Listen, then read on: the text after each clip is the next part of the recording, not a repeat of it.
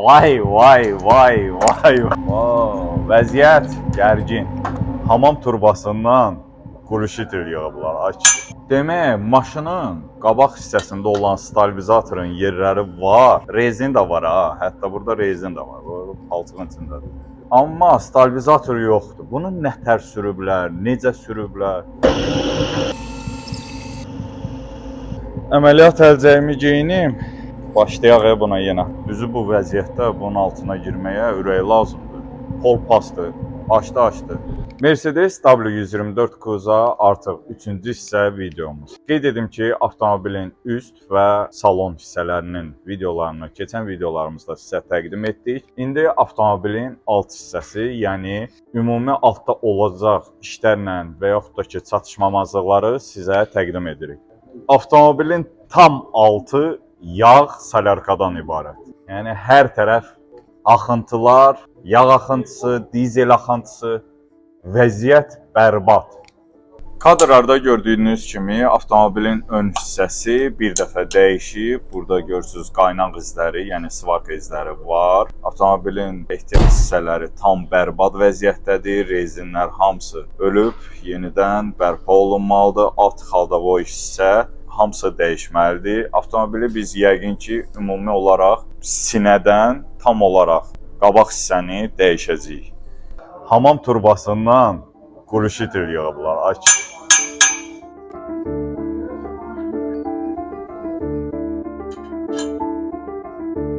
Keçən videomuzda Azərbaycanın hər rayonunun torpağı olan hissə bura idi.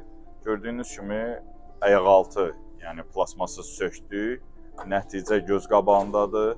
Hər tərəf ayaqaltı hissədən çürüyüb və yəqin ki, bu hissələr hamısını yenidən dəyişəcəyik. Keçən videoda bir də ayaqaltı ön sərnişin tərəfi, arxa sərnişin tərəfdə gördüyünüz kimi çürüyüb. Demək olar ki, dəmirdən əsər əlamət qalmayıb.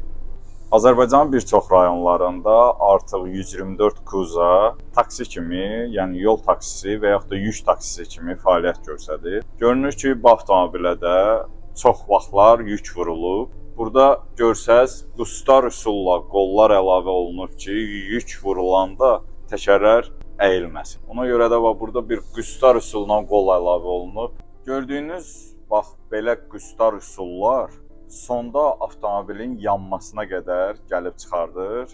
Hal-hazırda Azərbaycanda da bu ən böyük problemə çevrilib. Dizel axıb, bura qurşitilin yanı, yəni qızan, istiləşən bir ərazi. Sonda avtomobilin yanmasına belə gətirib. Hər yer dizel.